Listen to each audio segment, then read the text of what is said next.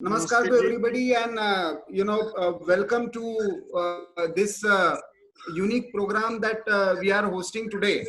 Though this is organizer Panchajanya, banner, it is actually a initiative of various platforms together, and around 30 media platforms they have come together and hosting this unique webinar or lecture.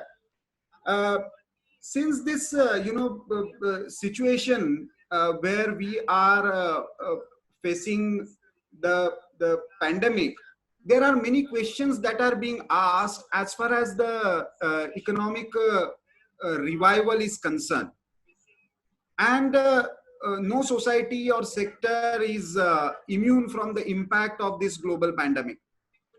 Uh, After the loss of lives, perhaps livelihood has become the biggest concern. And if we survive the threat of virus, how to face the threats emerging because of economic crisis is the question that everybody is asking. The models of both global capitalism and communism have failed to deliver any sustainable solution as far as development is concerned, and this is a foregone conclusion. We have been discussing with this for a long time. COVID-19 crisis has perhaps put forth this limitation even more in a glaring manner. Many believe that with China losing its the credibility as global manufacturing hub, there will be a lot of opportunities for India in coming times. Uh, are we really prepared to to take advantage of this situation? Are we really see this as opportunity, or there is something else to this? What should be the temporal and long term options for India? At the same time, many believe that for a long time the Indian model based on integral thinking and self-reliance has been looking for an opportunity to reinvent itself. And in this context, there are many sort of set of questions that is being asked. Can we make a viable U-turn to reinvent the Swadeshi model? Is it really an option? Will our existing centralized state structure allow us to galvanize the decentralized and society centric model of development? What are the realistic policy options? And to get insights on all these, we have uh, Shri S. Gurumurthy ji with us. Perhaps the best person to give some insights on these pertinent questions. Swaminathan Gurumurthy ji, popularly known as S. Gurumurthy, a well-known writer, journalist, editor of Tughlaq. Perhaps very few people who have publicly stated that electoral politics is not my option as per my guru's advice, but still whose opinion matters when it comes to politics and political analysis.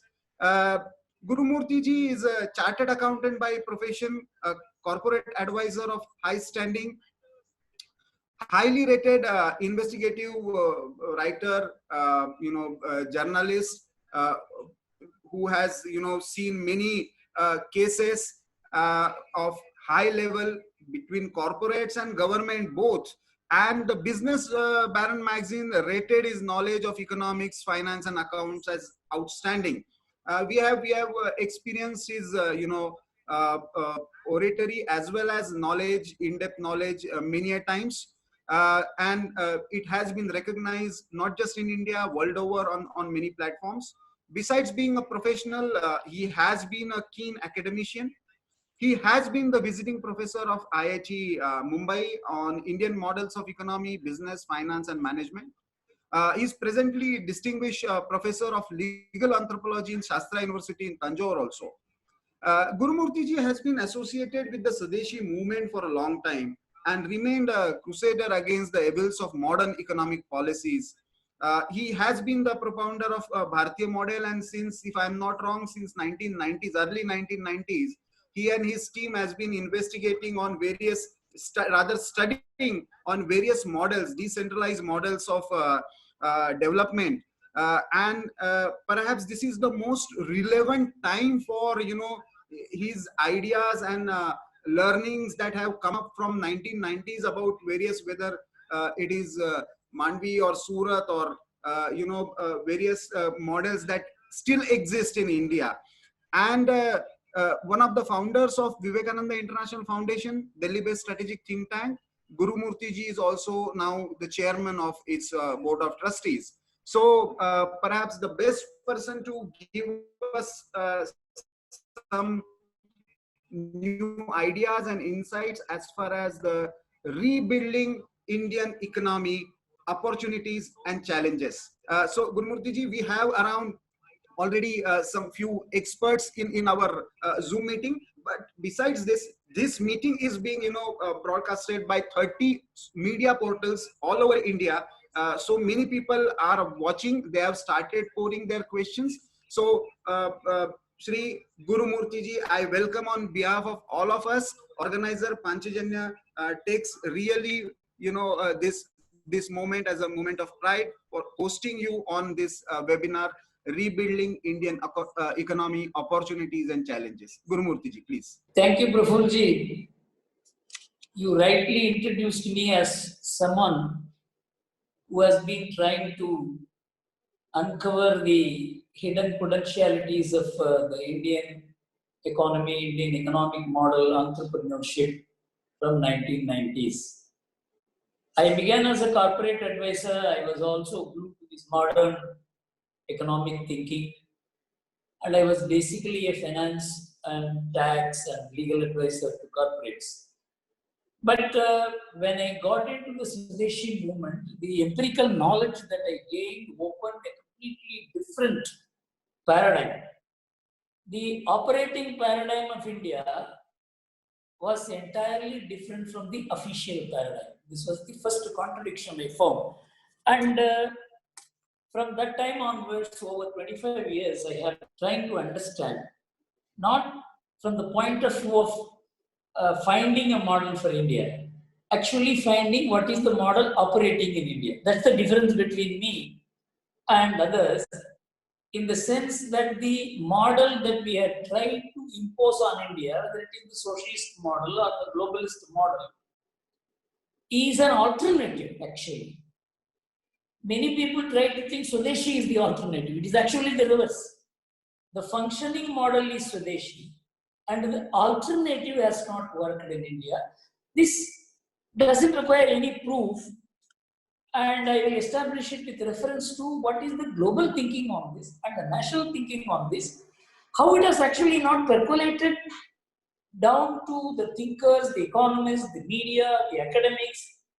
It has not become the popular opinion. Actually, it is the opinion of people who really think about India, and that's what I want to tell you. To start with, COVID is a context and a sudden vantage point that the world has gained. Historically, you gain a vantage point. 50 years of India is over, what we have done in 50 years. 100 years is over from this. These are all vantage points which actually history provides. But accidents like COVID, they bring about such a total change in the perception. Like, for instance, one assassination of an Austrian couple brought about the First World War, and First World War brought about the Second World War. And the cause had nothing to do with what was the outcome. So COVID is such a massive accident. And I deduce 6 propositions from that. One, the global one-size-fits-all model, which has been questioned not by us, but by the world thinking forums themselves for the last 15 years, is over. One-size-fits-all model for the world is over. Second is, I see a huge and ever shortening of the shelf life of the paradigms. To go more into it, colonialism, everybody thought it would last forever. It collapsed in 200 years. And mercantile capitalism, everybody thought it would last forever. It collapsed in 100 years. When Marxism came and socialism, they say everybody thought this is going to be the future of the world. It collapsed in 50 years. Then, as a continuation and an alternative of all this, globalization came and it has collapsed in 25 years. That globalization has collapsed doesn't require any proof because the proponents of globalization themselves have admitted globalism is over. So there is a shortening of the shelf life of different paradigms which have operated. My mind goes back to what Confucius told the Chinese emperor. The Chinese emperor said, you are always talking about respect for parents, elders, teachers. What about me? He said, we don't know how long your empire will last, but this respect for parents, teachers, elders will last forever. So we must understand that there are value systems which transcend the lives of concurrent ideas and institutions. And we are now seeing the difference between what is an institutionalized value and an institution. So this is the second proposition. Third proposition is globalization was never a durable idea. It was some kind of an ideal, and it was an impractical idea. But it was touted as something which is going to take the world to a conflict-free situation, and it is an ideal world. But anyone who knew history, anyone who knew the human propensities would have dismissed this, but the economists were able to keep the world going by thinking that this is going to be the most durable solution. And it has now been confirmed that globalization is not going to be the future. That is, in fact, an unfortunate past. And WTO is an ICU. Only one example I'll give. The dispute settlement mechanism of WTO had ceased to exist. So America refused to appoint the judges, and China and others were trying. And now China and EU have come together to appoint a temporary dispute settlement mechanism, because without which the WTO won't function. But America, India, and Japan have refused to join, which means end of the WTO. So we must understand that WTO, which was not a durable idea, has now been concluded as not an idea of the future. The third thing is the global supply chain model, which had made put the dictatorship at an advantageous position of producing the cheapest goods in a non-transparent manner, without virtually any kind of labor law, and made itself the manufacturing hub of the world. That global supply chain model rooted in China has virtually come to an end. My own assessment is that there cannot be a trade agreement between a dictatorship and a democracy. Because a democracy is subject to various kinds of pulls and pressures and changes. A dictatorship is a frozen institution. And a dictatorship sustains itself if prosperity accrues. And that's what happened in the case of China. And so, any kind of global arrangement has to be and can be only between democratic nations. And that is what the present situation is explaining to us. So, my view is the paradigm of multilateralism is over. And it will be compatible, mutual trade relationship and political relationship. That is what will make it in future. It will replace multilateralism.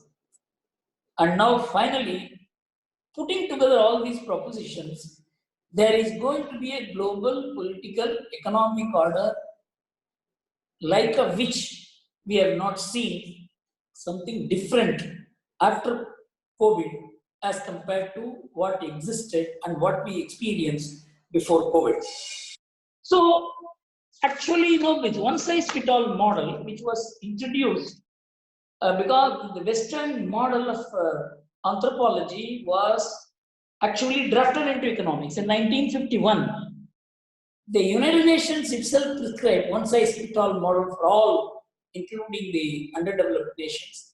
And the most important part of which is that you have to give up your culture, your philosophy, your way of life.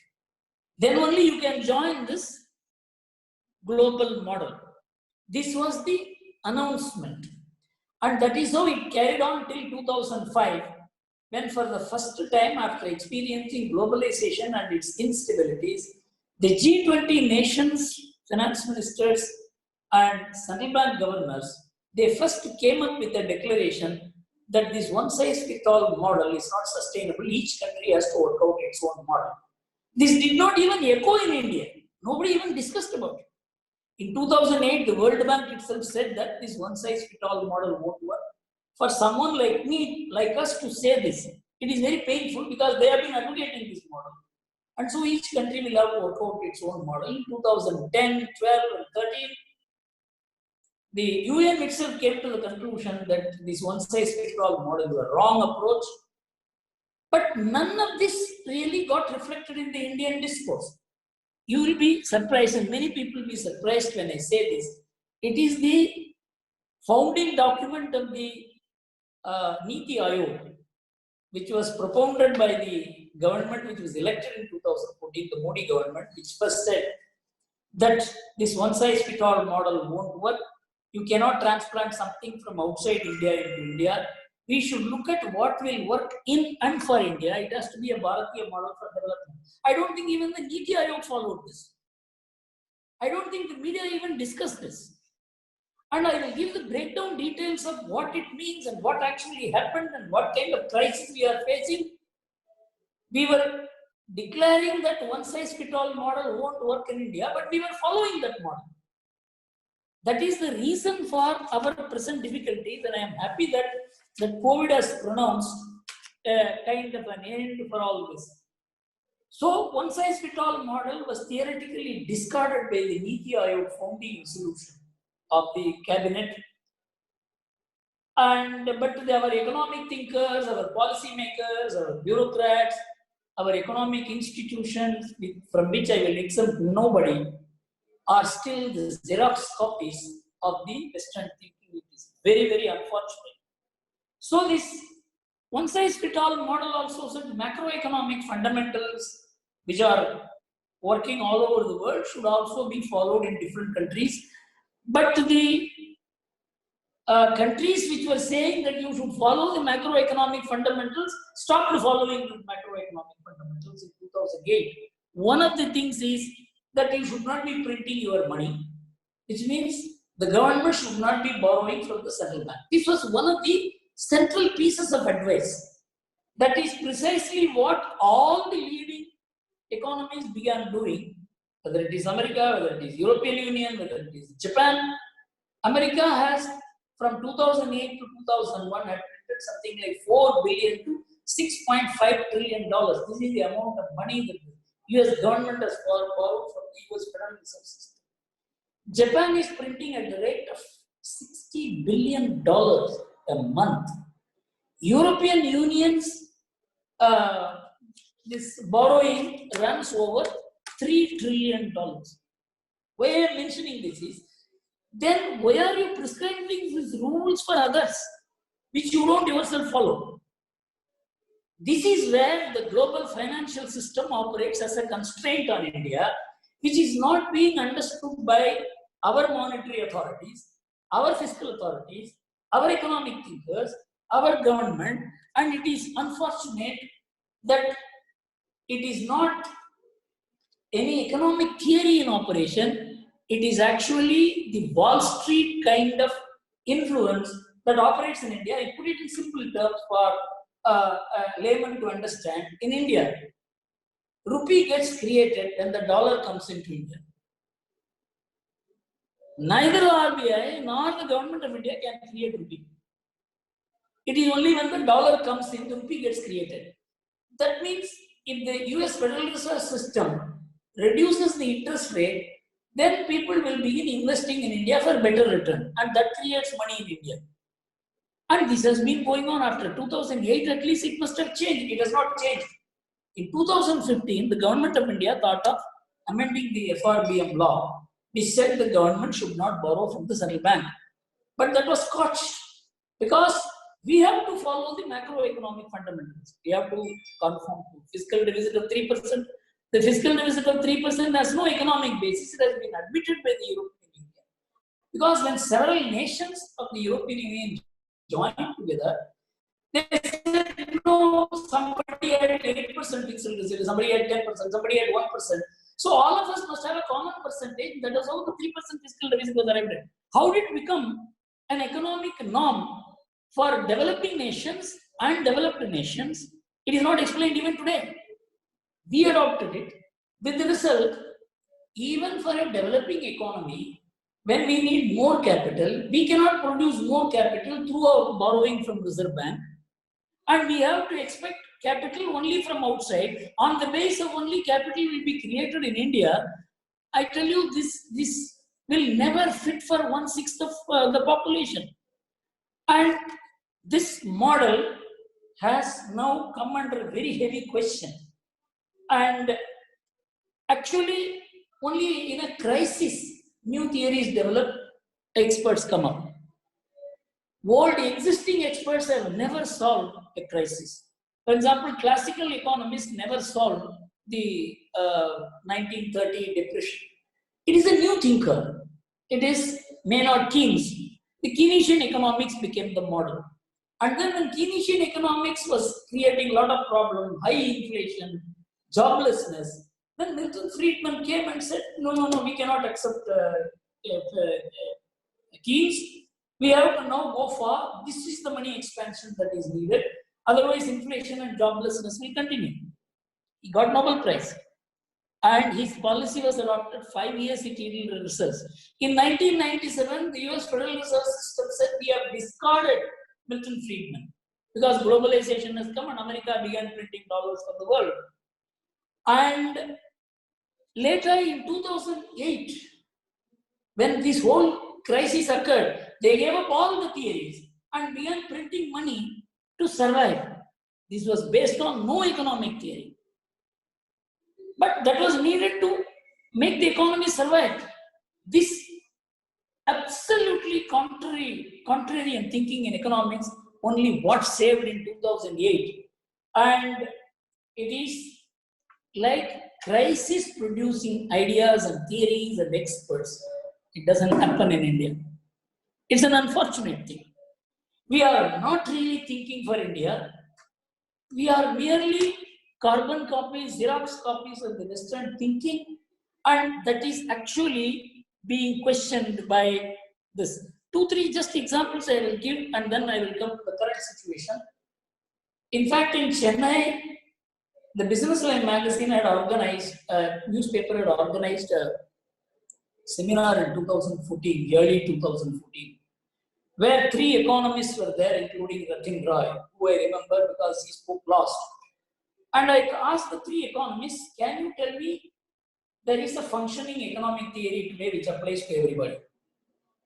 Because if you run a current account deficit, your currency should lose the value. America is running current account deficit from 1976 till today, except for 2 years, in 1991-92. But the American dollar has quadrupled in value. Your entire economic theory has collapsed. So I asked this question. 2 economists did not answer. Ratin Roy stood up and said, what Mr. Gurumurthy says is true. There is no functioning economic theory today which applies to all situations, all countries. And if anyone says that there is a functioning economic theory, macroeconomic theory which applies to all, he is either lying or he is ignorant. Why I am saying this is necessary for us to understand when we are applying existing theories to a new situation, and the new situation is an entirely different situation. We have to be original in our thinking, we have to be risk taking, and in this sense, we have got to now find a way out for 3 things. One, We must understand we are a bank-driven economy. We are not a market-driven economy. The market-driven economy means a corporate or people access money from the stock market and money market. And in our country, the stock market listed companies contribute only 5 to 6% of the GDP. It is the unlisted corporates, it is the MSME sector which contributes almost 50% of the GDP and almost 80% of the employment. They don't access money from market. They access money from banks. But the banks are bound by international rules, Basel rules. And the Basel rules do not apply to development banks. We have clubbed the development banks with commercial bank. With the result, the rules that are applicable to commercial banks have also become applicable to development banks. If we had sustained IDBI, IFCI, and ICICI, then Basel norms would not have been applicable to them. But because we merged these things, you know what is the consequence of this? In 1995, only 8% of the bank loans were term loans. Now 58% of the bank loans are term loans because the banks have taken over the development lending. And with the result, Basel norms have become applicable to development lending. So if you don't pay the money on the 90th day, even if you are a very prosperous company, I will declare you as insolvent. This model won't work for a bank-led economy. But nobody will talk about it. In fact, 3 institutions, Financial Stability Board, IMF, and Bank of International Settlement, which prescribed these rules, came together on the 31st of August 2016. They came out with a complete report saying that one-size-fits-all model of NPA will not work in the world. And so we are now seeing there are 3 models. One is the central bank determined model, second is an independent committee determined model, and third, a committee led by the finance minister will decide what should be the prudential norms. And they listed India in that category. Which means the prudential norms in India will have to be decided by the government of India. But if you talk about it, we are talking against the independence of the central bank. It has no relevance. But the fact is that because of that, the 80% of the borrowers have been disqualified to borrow. The banks are unable to lend.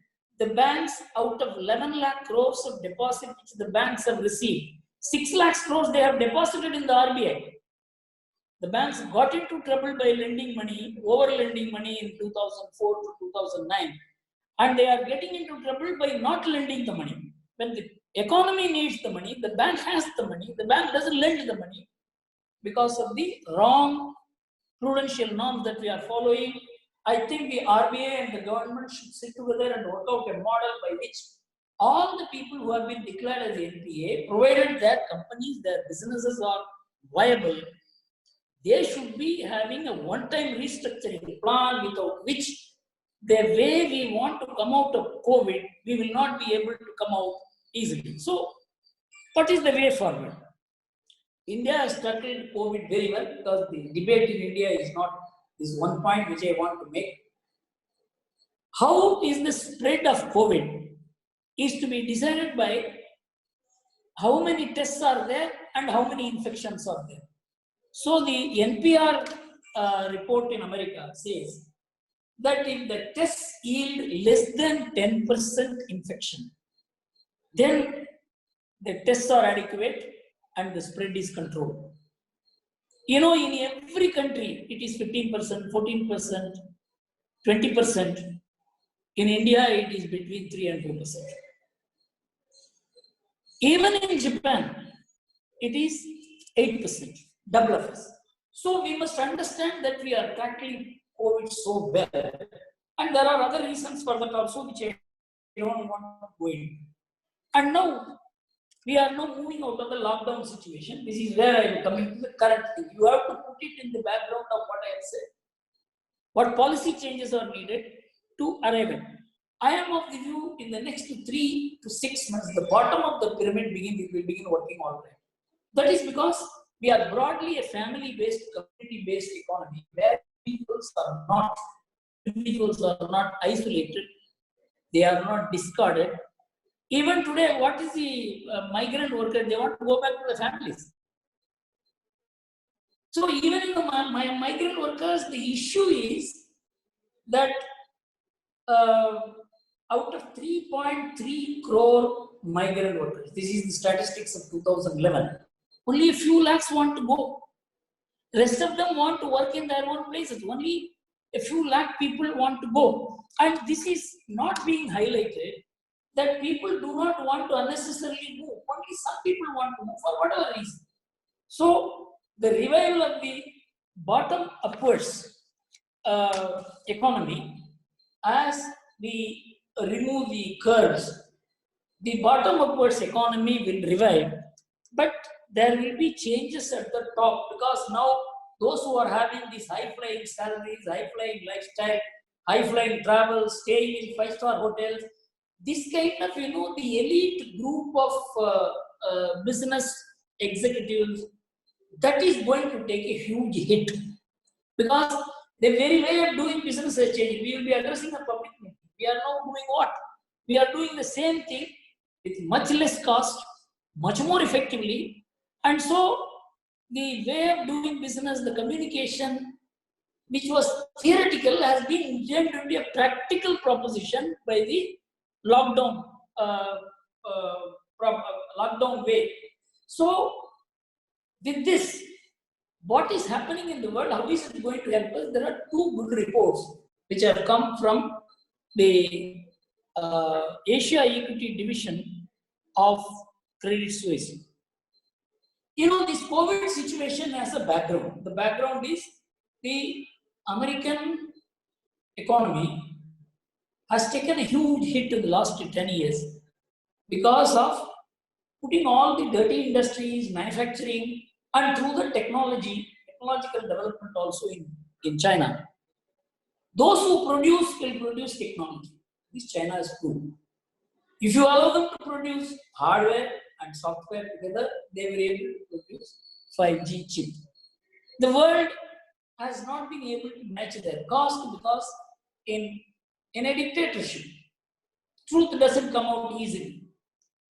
For example, in 1957 to 61, 3.75 crore people in China died of hunger. This came out 20 years later. How many people died of COVID? Come after 10 years later. What is happening to the labor? How they are extracting that blood into dollars? That will come out maybe 50 years later. So they have been able to seize this advantage. And this was identified by many American thinkers. And if Trump got elected, he got elected largely because of his campaign against how American economy has been affected, production has been affected, job has been affected by a wrong model of promoting China for 50 years. With the result, when he created a kind of a favorable ecosystem to act against China, not only in America, but also outside, he came out with the trade sanctions, as a result of which the Asia Equity Division of the Credit Suisse has made a study that many companies are leaving China, and $500 billion worth of production and exports have already left China. And where they are moving, very interestingly, they say 33% of the capital goods and heavy engineering industries which have moved from China will move to India. This is one. 14% of the consumer durables and apparel sector, which China is losing, will move to India or is moving to India. And 18% of the technical hardware, particularly cell phone production, will move to India. They say in 4 years, what India has done in cell phone production is something phenomenal. We were importing 25 crores of cell phone in 2013. Today, we import nil. And we are in a position to export almost 5 crore cell phone. So what I am seeing today is the Indian society has been able to manage this crisis in a manner which I will recall at the time of the demonetization. When cash was not there, our mutual trust of trusting each other, credit system came into being. Today also, the society being interconnected and interrelated because there is familiarity of each other. The economic transactions go on the basis of trust, community connections, locality connections. This is something unprecedented in America. Business Line newspaper wrote an article that in America, some 2-mile long car queue was there. 2-lane car queue in which people sitting in Mercedes were going to take food from some charity or the other because cooking has stopped at home. So the entire model that we have been importing is a model in which cooking doesn't take place at home. Cooked food had become a public property instead of being a private property. But in India, the situation is entirely different. Our socio-economic thinkers, our political thinkers, our media are not attuned to thinking in the Indian way. But the society does. That's why when they say, is Swadeshi model the alternative? I said Swadeshi model is the functioning model. So we have got, whether it is my entire study, whether it is Ludhiana, Batala, Rajkot, Jamnagar, Morbi, wherever I travel, I found all the industrial business trade activities have sprouted there without any government support. It is the community, it is the family. In fact, in 2002, the World Bank Development Report wrote a research article about Tirupur, that how a community set up an export-led model of development by lending its own resource, circulating its own savings amongst itself, and the bank did not lend money. This is the same case everywhere. So I believe that we need to have a relook as we look back. My own feeling is, because of the social cohesion, because of the community linkage, because of the family support, the Indian economy has been able to weather this storm. And it is the same model which is going to stand up for us. But our policy making, our economic thinking, our economic discourse is not in tune with that. Actually, the Niti Aayog model, the philosophy that Niti Aayog had exported, that has to be actualized, for which we have, even in Niti Aayog, I don't see any effort. It's unfortunate. But I do believe that the world itself is going on a protective mode. And I will recall one great economic thinker, all of us must study him. His name is Eric. So he's a Norwegian economist. He was one who was propounding an alternative manufacturing model, which will counter the effect of the financial model which the world had developed. I think we have to study such alternatives, and we have to create groups of thinkers. And I don't know, in the English language related discourse, how much of the Indian content can be introduced, because I find the English educated people are the most difficult people to handle with reference to the Indian context which is needed, Indian model that is needed, India-centric thinking that is needed. So I think this COVID shock has made us realize that we have to do something different from what we are being doing, in the sense of what the government policies are, our economic thinkers are saying. And I'm happy that some people like Dr. Rangarajan and others have now begun saying that we should monetize our deficit. This is a very important departure. That is the nation standing on its own strength to create money, to manage its issues, rather than expecting some money will come from outside to bail us out.